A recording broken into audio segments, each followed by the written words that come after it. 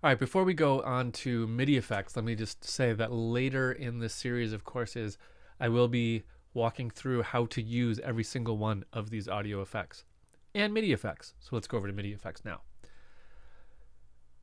MIDI effects are kind of a weird thing in live because there are not a ton of MIDI effects, and they are not super useful. I hate saying that. I feel like I'm disrespecting MIDI effects, which I guess I am.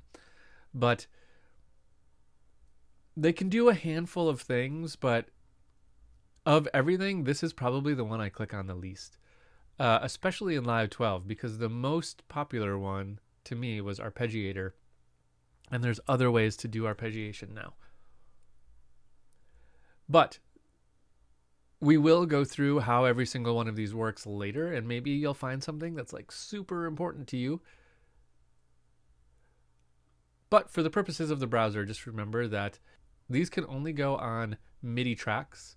They can't go on audio tracks, only MIDI tracks. And inside each effect is a bunch of presets for that effect. And that's basically everything we need to know about MIDI effects for the moment until we really get into the weeds of MIDI programming.